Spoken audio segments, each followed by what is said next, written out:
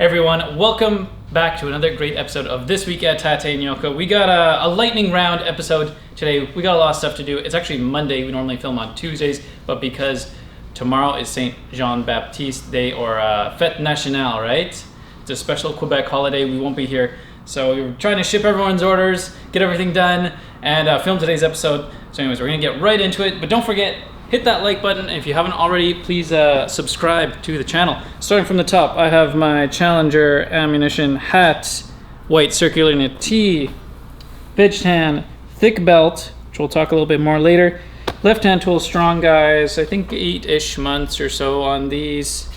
I have in my pockets my Shell Cordovan card case, Benchmade 940. It's my work knife.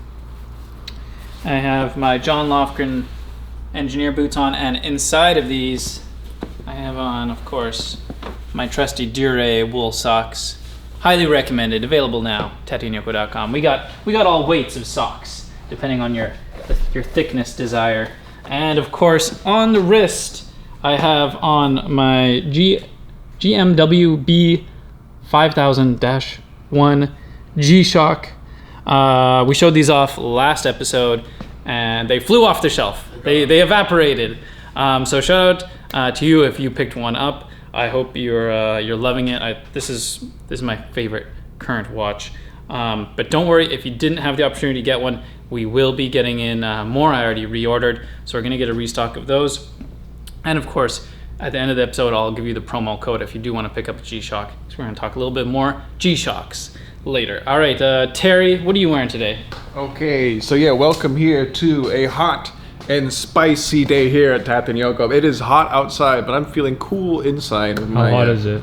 How hot is it? It's like 30. 28. It's like, no, it's warmer. It's like 20. It's 28 inside, man. It's like 33 degrees today. Hold on. Fact check here. It's gonna be hot. If it will load. Montreal, no weather. No weather. Anyway, it's a hot day. There's a heat warning out there, but no worry because I got some cool clothes. I'm feeling nice and cool inside over here. As usual, bottom to top over here, I got my Thursday sneakers, which look my work shoes. So looking a little beat up, but doing great. These, I haven't seen my jorts. The jorts to come out of retirement because it is hot over here. These are the 10-ounce Curry lightweight easy guys. They're very similar to our 11-ounce stretch. I've had these, of course, for about 3 years, almost since I started working here. And I just wear them on and off when I ride my bike. It's hot outside there, and I need a pair of like a D, nothing below the knee, you know. Just need to get a bit of extra ventilation. Great choice, super light, but very strong. Of course, I got the old reliable over here. Got the veg tan belt there. Many years, and a little bit something different over here. I got the rayon lower shirt and the skeletons and the pale blue model over here. I actually put this one to wash and shrink just a little bit, kind of tightened up a little bit there. This is a cold wash, hang dry, of course. This is rayon. It's delicate. Treat it with love. But yeah, drapey. It is extremely drapey. Wicks the sweat. It does wick the sweat. I kind of feel like everything here, all of Terry's on display over here today. But it's the perfect shirt for today there because it is actually quite hot. We turned off the AC to film this video, so it's getting hotter by the second in this warehouse with a metal roof. Nice corrugated metal roof over there. That's it. That's the sun's beating down on that, so you can imagine we're kind of living in the sauna over here. And of course, I got, again, old reliable over here. My really beat up G-Shocks. How many years? 15 years, same battery, untouched. You know, it's like, it's a tough watch. A real testament. And this isn't even the expensive one. No, yeah, this is like the base model. Yeah, this is like the base model, and I've just been like, you know, wearing this hard. Like I've always had it. Guys, look back at the beginning. This is not making this on, not putting this on. But yeah, welcome to a fun little episode over here. We're gonna come back over here, a little bit of a talk. Not too much to talk about in terms of releases here at Tate Yoko, but we do have like our restocks, of course, coming in there, so they should be going live any moment. Don't forget, just if you're looking for that size, always put your email in the notification little button there. Unbranded brand. Yes, and that works very well. But unbranded brand, that's doing gangbusters over there. So the 14.5-ounce launched last week, and then for this week we're going to be doing the 21-ounce wide. 21, so yeah, it's wide, heavy, and it's not going to break the bank there. So that's like, it's a fantastic, great combo. Super faders. The unbranded heavyweight jean is a proven fader. Like this, like you cannot stop these jeans from fading. So that's it. That's it for a quick little update. We're gonna go talk about some fun things over here. Yeah, we'll come back here on this. Yeah, so we got a GShock update, GShock time, but we're gonna save that first. Yeah. Because I wanted to go over this with Terry. Kind of like accessories theme today. Accessories theme. So, as you know, we all wear. You can move that out of the way. I guess. Yeah. Gotta move it in. We all wear the thick belt here. Vinny's got one on. I've got one on. Terry's got one on. Yeah, you can see. And oh, that's a bit. Today I'm wearing the Veg Tan one. Skin. But let's just say you bought the Veg Tan one and you were like me, actually realized that you normally wear all black leather for the most part. You want to match your leathers, or you just want to do kind of a little DIY project. And I thought this is a fun thing to do. To kind of mix things up, and I think it adds a fun element, a little bit of dynamicism to your leathers, and that is over dyeing your leathers. Okay, cool. So basically what we're gonna do today. What is over dyeing? Over dyeing, we're basically gonna take a Veg Tan leather or any leather that's one color and dye it with another color. So I have this Veg Tan leather belt that was in my office here, and we're gonna take it and do a black over dye. And you're gonna say, well, then why don't you just buy a black belt? Well, maybe you don't have a black belt, but also this is gonna give you a slightly different effect because you're gonna see the black, of course, on the top here, but I'm gonna leave the sides and the holes here and the back with no black ink on it. And then as you wear it, that black will slowly fade away, exposing the Veg Tan underneath. So kind of give it, people call it like a T-core look. So it's kind of like a faded black effect, which you won't necessarily get on the black ones because most of the black ones are dyed black all the way through. So no matter how much you wear it, they're going to stay black. Whereas this one, the more you wear it, that black is going to kind of fade away. Cool. So yeah, we're not going to dye the back of it here because I don't want that really rubbing on my clothes. Yeah. And I kind of like leaving the edge just because it shows kind of that veg tanny. You want to see the leather. You want to see that color there. So the way you need to do this is, of course, you need a belt. You're going to need some leather dye. Go to your local leather supply store. Maybe a cobbler might have this. I couldn't find it locally, so I had to buy it on the internet. Anyways, and then you're gonna need like a little rag or maybe a sponge. Like I prefer using a sponge, but I couldn't find one. So we're gonna use a little rag today, and then something to kind of cover your table so you don't get dye everywhere. It's gonna get messy. It's gonna get a little bit messy. So starting over here, open up. My brand is Phoebings. It says suede and rough out dye, but it'll do the trick. Yeah, this is the one with the horse on the bottle. Yeah, and it comes like this. This is more than enough. You don't need a whole lot of dye, so you don't need to buy like a liter or anything. And then it also comes with this little tool, which you could use. Maybe we'll try that first. But you might be here a long time. But it will take a while. So we're just gonna start over here from one end. Less is more. You don't need to go too crazy on this. You don't want it spilling everywhere. And then, just like that, you can give it one little coat. Paint the belt. So you can see there, it's starting to soak in. You're probably gonna wanna go over and do a few coats to get this nice and black. But as you can see, this is definitely not the fastest method. So we're gonna try just pouring a little bit into the cap here. And then we're gonna grab our fabric, our scrap fabric here. And then just soak up a little bit of that. And then boom, you can just kind of go like that along here. It's soaking right in, yeah. Soaks in pretty good there. And again, I'm trying not to get it on the sides or in the holes as much as possible. I would also mention that you want to kind of not like oil or wax your belt before you do this. Or if you do, maybe you could give it a little bit of saddle soap to kind of remove some of that, because if you put a bunch of oil or wax onto your leather, the dye is going to have a hard time getting in there. So yeah, so if you have a really oily belt or if it's really old, you might want to hit it with a little bit of saddle soap, like our BCO saddle soap, and that'll basically definitely lift a lot of those oils out there, and it'll help your dye penetrate better. Because yeah, it's not going to be able to, if you have that nice greasy layer on the top protecting it, it's also going to protect it from the dye itself. Okay, so we got our first layer on here.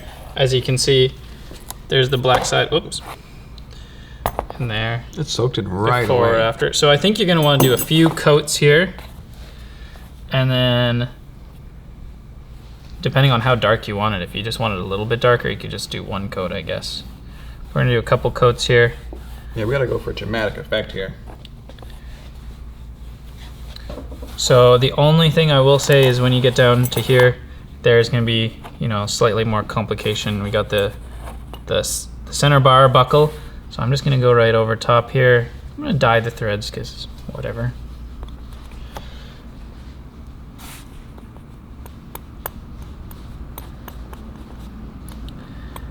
And then you just want to get in between that buckle as best as you can. Yeah, I don't imagine the dye is going to stick too well to the metal there. So yeah, the dye is. Don't worry about the metal. Yeah. Yeah, plus you could always wipe it off with like some rubbing alcohol on a pad to clean up your metal if you had to. And then just like that. And again, when you soak up this dye with the fabric, don't go too crazy because you don't want it to kind of like run all over the sides of your belt if you want to keep those from turning black. All right, so we're gonna finish the belt and then we'll show you the finished project. All right, so update here. We were noticing some of the oilier parts of the belt, especially around the tip. We're having a harder time soaking in some of that leather dye. So the technique we found out was to just soak up the rag a little bit with a little bit more, layer it on Zamboni style, a nice Zamboni smooth, style. You guys know what we're talking about, Zamboni style. and then just let it soak in to leather because it takes a little bit of time. So just, Terry's saying, the bigger the glob, the better the job. So you just kind of want to. This seems to be working right now. Again, this is probably going to work better on a newer belt that doesn't have a whole bunch of like oil and skin and dirt and stuff kind of rubbed into it. As you can see here, you just get a nice and glossy, a little thick coat, which is normally not what I would recommend, but in this case. Yeah, this one does not seem to be like, we're not getting like teardrops or like running or something like that, which is kind of like what you normally worry about when you put on like paint or something that's too thick. You get like running, it looks nasty. But this is like the belt is soaking up all this dye here, so it doesn't really seem to be an issue. Yeah. Kind of really looking forward to see how it dries off. Look how black this is. It's getting really black now. yeah. It's getting really black. I've dyed my own leather a little bit.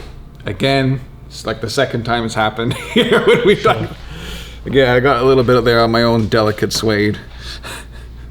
Yeah, these mitts got a little stained, but that's how it goes. Wear gloves next time. Yeah, don't copy us. yeah. Do as we say, not as we do it. Exactly. But yeah, I think this is actually another little, just a quick example of how you can take something you have, just a little bit of a couple of dollars, some time, and you can really add like your own twist to something while keeping things fun, tasteful, classy, and yeah, you can just, there's all these options out there for the flexibility. I will give a warning though. I think if you do this, it may rub off on your clothes a little bit or other things. So that's a fair warning. We'll let it dry out and then we'll let you know how... We'll probably let it dry and give it a coat of B-Seal or something on top. And then we'll let you know. We'll give you some updates on how this belt is working. All right, we're back for some G-Shock, G-Talk. That's right. We got 3 watches here, new to tateyoko.com. If you didn't see on the last episode, we went through this guy here, classic metal G-Shock square.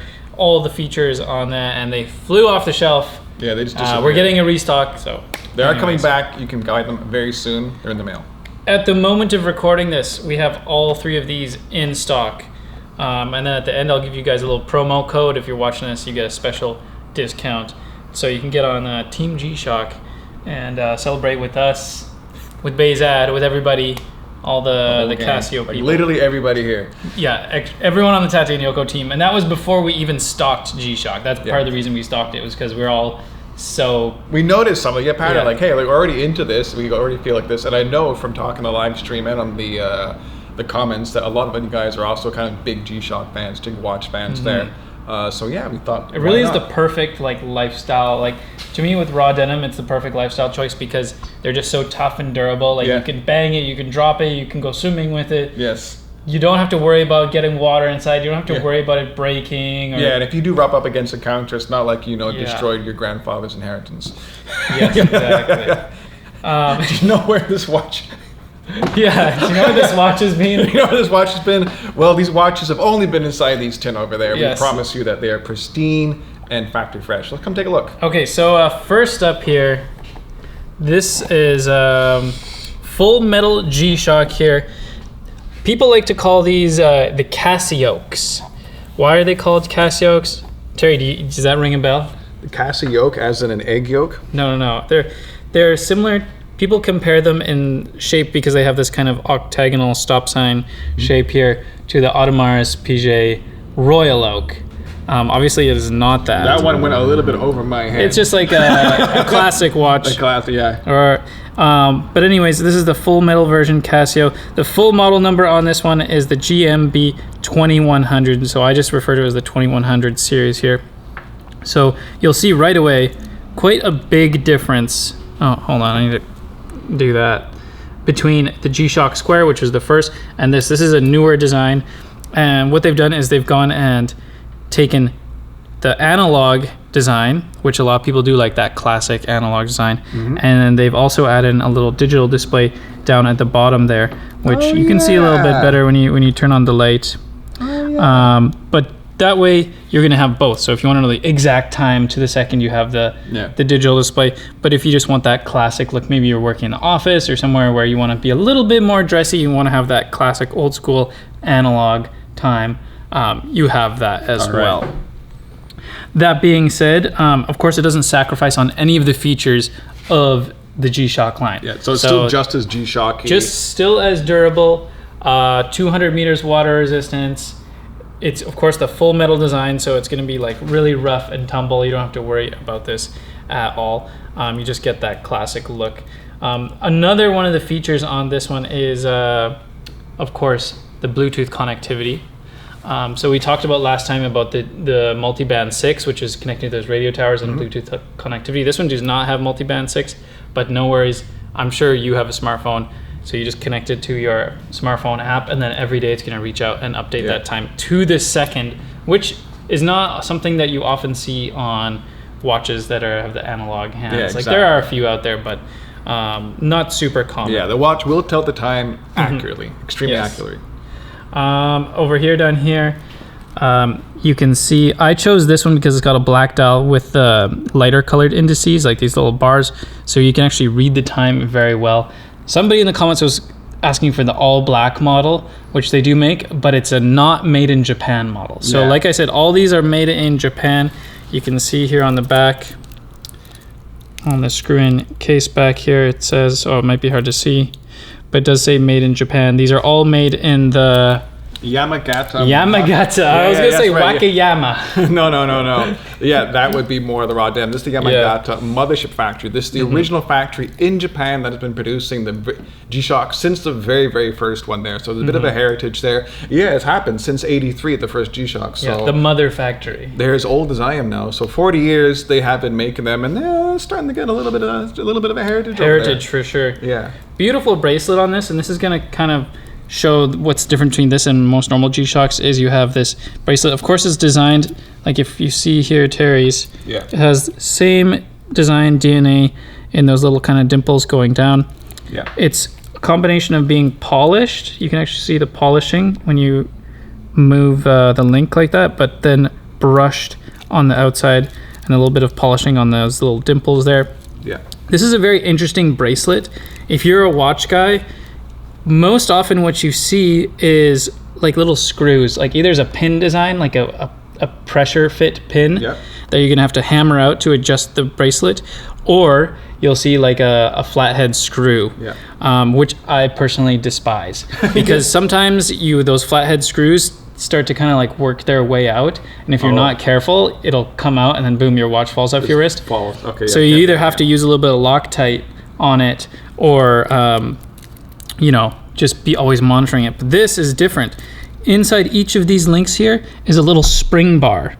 I don't know if you can see that. So We won't be able to see it. Bar that you have attaching. Yeah. The strap to your. So just face. like the lugs, just like the basically there's a spring bar for each of these, which makes adjusting the bracelet very easy. It's a very elegant design. And yeah, the first time I ever tried it on one of these G-Shocks, I was like, wow, this is a nice way of doing things. Just have little spring bars in each. Makes it super easy and quick to adjust, even if you've never worked on watches before.